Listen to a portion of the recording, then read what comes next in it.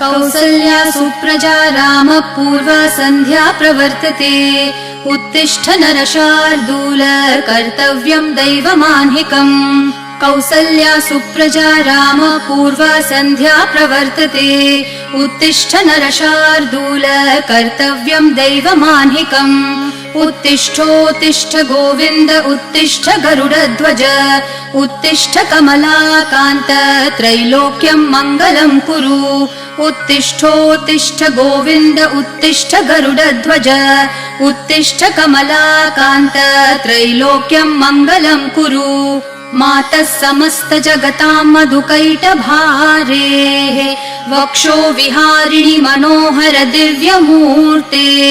श्रीस्वामिनि श्रितजनप्रिय दानशीले श्रीवेङ्कटेश दयिते तव सुप्रभातम् मातः समस्त जगतां मधुकैटभारेः वक्षो विहारिणि मनोहर दिव्यमूर्ते श्रीस्वामिनि श्रितजनप्रिय दानशीले श्रीवेङ्कटेश दयिते तव सुप्रभातम् तव सुप्रभातमरविन्दलोचने भवतु प्रसन्नमुखचन्द्रमण्डले विधिशङ्करेन्द्रवनिताभिरर्चिते वृषशैलनाथ दयिते दयानिधे अत्र्यादिसप्तऋषयः समुपास्य सन्ध्याम् आकाशसिन्धुकमलानि मनोहराणि आदाय पादयुगमर्चयितुं प्रपन्नाः शेषाद्रिशेखर विभो तव सुप्रभातम् पञ्चाननाब्ज भव षण्मुखवासवाद्याः त्रैविक्रमादिचरितं विबुधास्तुवन्ति भाषापतिः पठति वासरशुद्धिमारात् शेषाद्रिशेखर विभो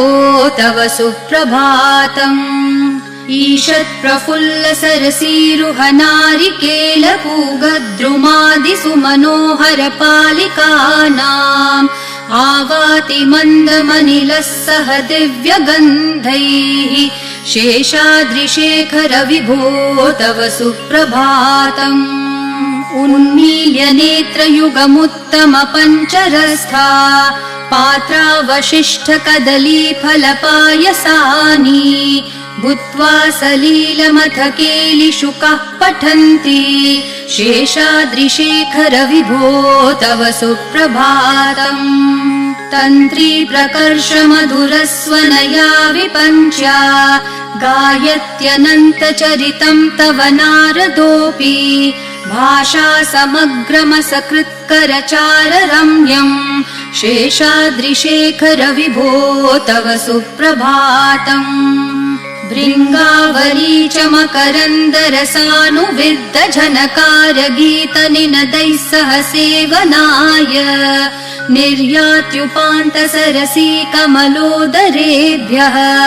शेषाद्रिशेखर विभो तव सुप्रभातम् योषागणेन वरदध्नि विमथ्यमाने घोषालयेषु दधिमन्थन तीव्रघोषाः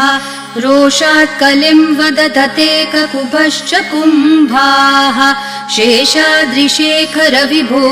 तव सुप्रभातम्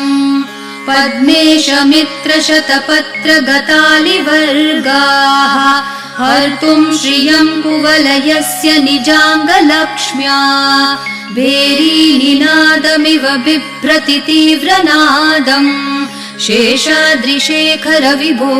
तव सुप्रभातम् श्रीमन्नभीष्टवरदाखिल लोकबन्धो श्री श्रीनिवास जगदेकदयैक सिन्धो श्रीदेवतागृह भुजान्तर दिव्यमूर्ते श्रीवेङ्कटाचलपते तव सुप्रभातम् श्रीमन्नभीष्टवरदाखिल लोकबन्धो श्री श्रीनिवास जगदेकदयैक सिन्धो श्रीदेवतागृह भुजान्तर दिव्यमूर्ते श्रीवेङ्कटाचलपते तव सुप्रभातम् श्रीस्वामी पुष्करिणिकाप्लवनिर्मलाङ्गाः श्रेयोर्थिनो हरविरिञ्च सनन्दनाद्याः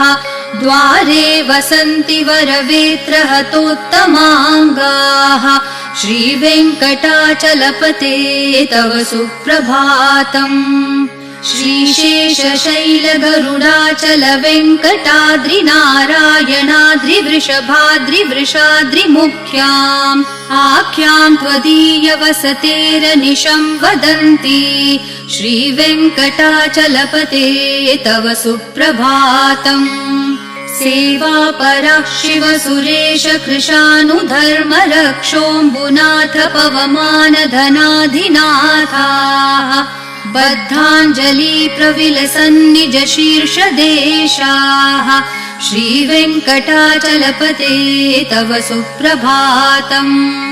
घाटेषु ते विहगराज मृगाधिराज नागाधिराज गजराज हयाधिराजाः स्वस्वाधिकारमहिमाधिकमर्थयन्ते श्रीवेङ्कटाचलपते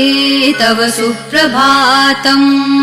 सूर्येन्दुभौमबुधवाक्पतिकाव्यसौरिस्वरभानुकेतुदिविशत्परिषत्प्रधानाः त्वद्दासदासचरमावधिदासदासाः श्रीवेङ्कटाचलपते तव सुप्रभातम् त्वत्पादधूलिभरितस्फुरितोत्तमाङ्गाः स्वर्गापवर्गनिरपेक्षनिजान्तरङ्गाः कल्पागमाकलनयाकुलताम् लभन्ते श्रीवेङ्कटाचलपते तव सुप्रभातम् त्वद्गोपुराग्रशिखराणि निरीक्षमाणाः स्वर्गापवर्गपदवीम् परमाश्रयन्तः मर्त्या मनुष्यभुवने मतिमाश्रयन्ते श्रीवेङ्कटाचलपते तव सुप्रभातम् श्रीभूमिनायक दयादिगुणामृताब्धे देवाधिदेव जगदेक शरण्यमूर्ते श्रीमन् अनन्त गरुडादिभिरर्चिताङ्घ्रे श्रीवेङ्कटाचलपते तव सुप्रभातम् श्रीपद्मनाभ पुरुषोत्तम वासुदेव वैकुण्ठमाधव जनार्दन चक्रपाणे श्रीवत्सचिह्न शरणागत पारिजात श्रीवेङ्कटाचलपते तव सुप्रभातम् कन्दर्पदर्पहर सुन्दर दिव्यमूर्ते कान्ताकुचाम्बुरुह कुड्मललोल दृष्टे कल्याण निर्मल गुणाकर दिव्यकीर्ते श्रीवेङ्कटाचलपते तव सुप्रभातम् मीनाकृते कमठकोल नृसिंहवर्णिन् स्वामिन् परश्वथ तपोधन रामचन्द्र शेषांश राम यदुनन्दन कल्किरूप श्रीवेङ्कटाचलपते तव सुप्रभातम् एलालवङ्गधनसार सुगन्धितीर्थम् दिव्यम् वियत्सरिति हेम घटेषु पूर्णम् धृत्वाद्य वैदिक शिखामणयः प्रहृष्टा तिष्ठन्ति वेङ्कटपते तव सुप्रभातम् भास्वानुदेति विकचानि सरोरुहाणि सम्पूरयन्ति निनदैः ककुभो विहङ्गाः श्रीवैष्णवा सततमर्थितमङ्गलास्ते धामाश्रयन्ति तव वेङ्कट सुप्रभातम् ब्रह्मादयः सुरवराः समहर्षयस्ते सन्तः सनन्दन मुखास्तवथ योगिवर्याः धामान्तिके तव हि मङ्गलवस्तु हस्ताः श्रीवेङ्कटाचलपते तव सुप्रभातम् लक्ष्मीनिवास निरवद्य गुणैक सिन्धो संसार सागर समुत्तरणैक सेतो वेदान्तवेद्य निज वैभव भक्त भोग्य श्रीवेङ्कटाचलपते तव सुप्रभातम् लक्ष्मी निवास निरवध्य गुणैक सिन्धो संसार सागर समुत्तरणैक सेतो वेदांत वेद्य निज वैभव भक्त भोग्य श्रीवेङ्कटाचलपते तव सुप्रभातम् इत्थं वृषाचलपतेरिह सुप्रभातम् ये मानवः प्रतिदिनं पठितुं प्रवृत्ताः तेषां प्रभातसमयस्मृतिरङ्गभाजाम् प्रज्ञां परार्थसुलभां परमां प्रसूते इत्थं वृषाचलपतेरिह सुप्रभातम् ये मानवः प्रतिदिनं पठितुं प्रवृत्ताः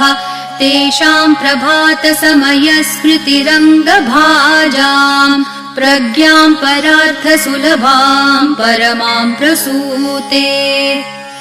कमलाकुचूचुककुङ्कुमतो नियतारुणतातुलनीलतनो कमलायतलोचन लोकपते विजयी भव वेङ्कटशैलपते कमलाकुचूचुककुङ्कुमतो नियतारुणतातुलनीलतनो कमलायतलोचन लोकपते विजयी भव वेङ्कटशैलपते स चतुर्मुख षण्मुख पञ्चमुख प्रमुखाखिल दैवतमौलिमणे शरणागत वत्सल सारनिधे परिपालय मां वृषशैलपते अतिवेलतया तव दुर्विषहै अनुवेल कृतैरपराधशतैः भरितं त्वरितं वृषशैलपते परया कृपया परिपाहि हरे अधिवेङ्कटशैलमुदारमते जनताभिमताधिकदानरतात् परदेवतया गदितान्नगमै कमलादयितान्न परं कलये कलवेणुरवावश गोपवधू शतकोटिवृतात् स्मरकोटिसमात् प्रतिवल्लविकाभिमतात् सुखदात् वसुदेवसुतान्न परं कलये अभिराम गुणाकर दाशरथे जगदेक धनुर्धर धीरमते रघुनायक राम रमेश विभो वरदो भवदेव दया जलदे अवनीतनया कमनीयकरं रजनीकर चारुमुखाम्बुरुहम् रजनीचर राजतमो मिहिरं महनीयमहं रघुराममये सुमुखं सुहृदं सुलभं सुखदं स्वनुजं च सुखाय ममोघशरम् अपहाय रघुत्वहमन्यमहं न कथञ्चन कञ्चन जातु भजे विना वेङ्कटेशं न नाथो न नाथ सदा वेङ्कटेशं स्मरामि स्मरामि हरे वेङ्कटेश प्रसीद प्रसीद प्रियं वेङ्कटेश प्रयच्छ प्रयच्छ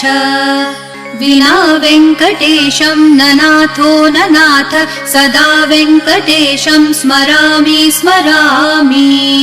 हरे वेङ्कटेश प्रसीद प्रसीद प्रियं वेङ्कटेश प्रयच्छ प्रयच्छ अहं दूरतस्ते पदाम्भोजयुग्म प्रणामेच्छयागत्य सेवां करोमि सकृत्सेवया नित्यसेवा फलं त्वं प्रयच्छ प्रयच्छ प्रभो वेङ्कटेश अज्ञानिना मया दोषान् अशेषान् विहितान् हरे क्षमस्व त्वं शेषशैलशिखामणे अज्ञानिना मया दोषान् अशेषान् विहितान् हरे क्षमस्व त्वं शेषशैलशिखामणे ईशानां जगतोऽस्य वेङ्कटपतेर्विष्णोः परां प्रेयसीं तद्वक्षस्थलनित्यवासरसिकां तच्छान्तिसंवर्धिनीम् पद्मालङ्कृतपाणिपल्लवयुगां पद्मासनस्थां श्रियम् वात्सल्यादिगुणोज्ज्वलां भगवतीं वन्दे जगन्मातरम् ईशानां जगतोऽस्य वेङ्कटपतेर्विष्णोः परां प्रेयसीम् तद्वक्षस्थलनित्यवासरसिकां तच्छान्तिसंवर्धिनीम् पद्मालङ्कृतपाणिपल्लवयुगां पद्मासनस्थां श्रियम् वात्सल्यादिगुणोज्ज्वलां भगवतीं वन्दे जगन्मातरम् श्रीमान् कृपाजलनिधे कृतसर्वलोकसर्वज्ञ शक्तनतवत्सल सर्वशेषिन् स्वामिन् सुशीलसुलभाश्रितपारिजात श्रीवेङ्कटेश चरणौ शरणं प्रपद्ये श्रीमान् कृपाजलनिधे कृतसर्वलोकसर्वज्ञ शक्तनतवत्सल सर्वशेषिन् स्वामिन् सुशीलसुलभाश्रितपारिजात श्रीवेङ्कटेश चरणौ शरणं प्रपद्ये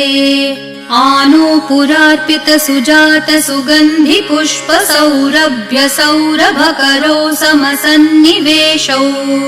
सौम्यौ सदानुभवनेऽपि नवानुभाव्यौ श्रीवेङ्कटेश चरणौ शरणं प्रपद्ये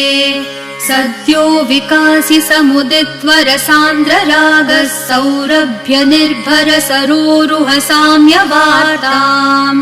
सम्यक्षु साहसपदेषु विलेखयन्तौ श्रीवेङ्कटेश चरणौ शरणं प्रपद्ये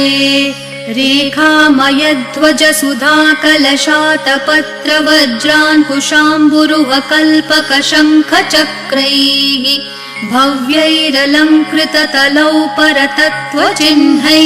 श्रीवेङ्कटेश चरणौ शरणं प्रपद्ये ताम्रोदरद्युतिपराजितपद्मरागौ ब्राह्मेर्महोभिरभिभूतमहेन्द्रनीलौ उद्यन्नखांशुभिरदस्तशशाङ्कभासौ श्रीवेङ्कटेश चरणौ शरणं प्रपद्ये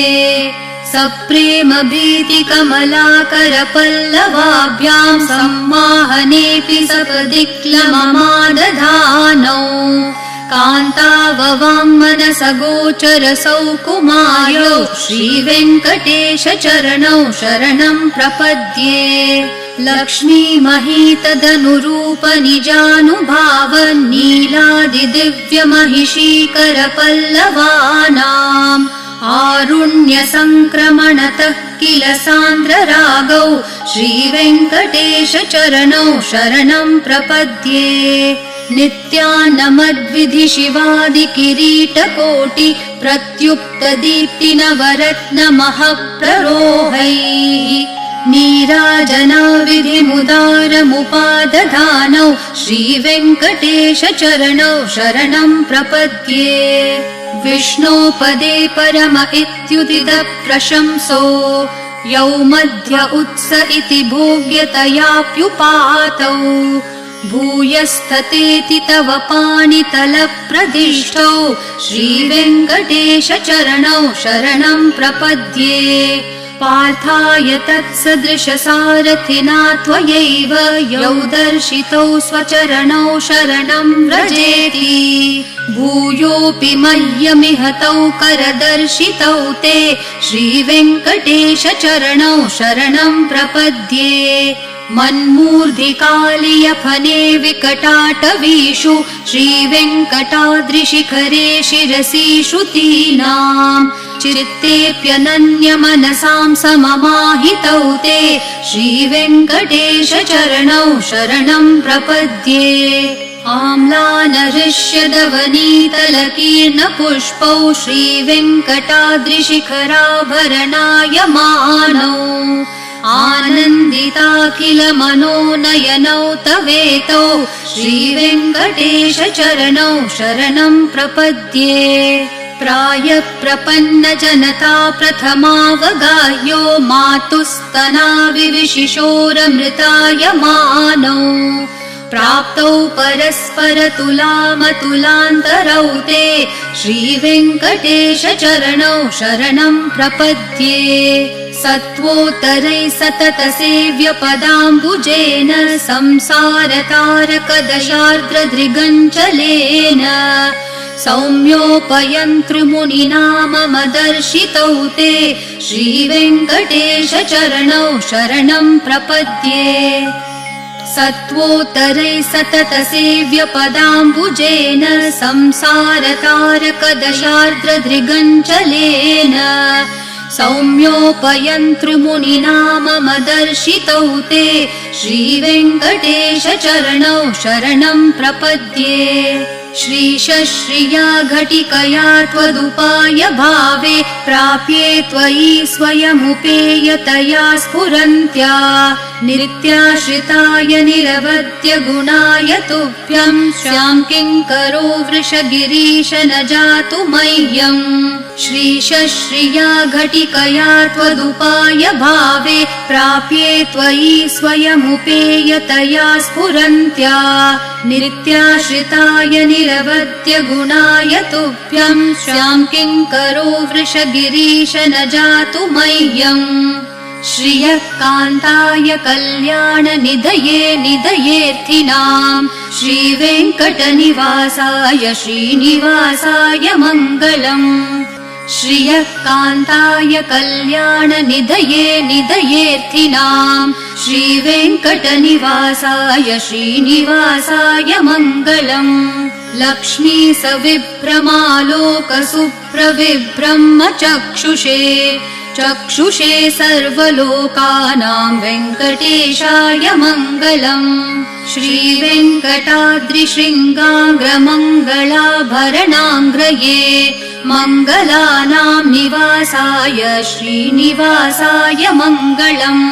सर्वावयवसौन्दर्यसम्पदा सर्वचेतसां सदा सम्मोहनायास्तु वेङ्कटेशाय मङ्गलम् नित्याय निरवध्याय सत्यानन्दचिदात्मने सर्वान्तरात्मने श्रीमद्वेङ्कटेशाय मङ्गलम् स्वतः सर्वविदे सर्वशक्तये सर्वशेषिणे सुलभाय सुशीलाय वेङ्कटेशाय मङ्गलम् परस्मै ब्रह्मणे पूर्णकामाय परमात्मने प्रयुञ्जे परतत्त्वाय वेङ्कटेशाय मङ्गलम् आकालतत्त्वमशान्तम् आत्मनामनुपश्यताम् अतृप्तामृतरूपाय वेङ्कटेशाय मङ्गलम् प्रायस्वचरणौ पुंसां शरण्यत्वेन पाणिना कृपया दिशते श्रीमद्वेङ्कटेशाय मङ्गलम् दयामृत्तरङ्गिन्यास्तरङ्गैरिव शीतलैः अपाङ्गैः सिञ्चते विश्वं वेङ्कटेशाय मङ्गलम् सद्भूषाम्बरहेतिनां सुषमावहमूर्तये सर्वार्तिशमनायास्तु वेङ्कटेशाय मङ्गलम् श्रीवैकुण्ठविरक्ताय स्वामि पुष्करिणीतटे रमया रममाणाय वेङ्कटेशाय मङ्गलम् श्रीवैकुण्ठविरक्ताय स्वामि पुष्करिणीतटे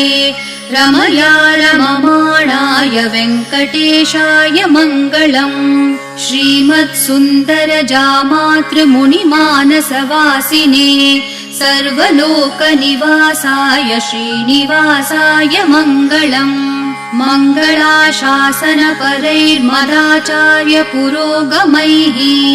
सर्वैश्च पूर्वैराचार्यैः सत्कृतायास्तु मङ्गलम्।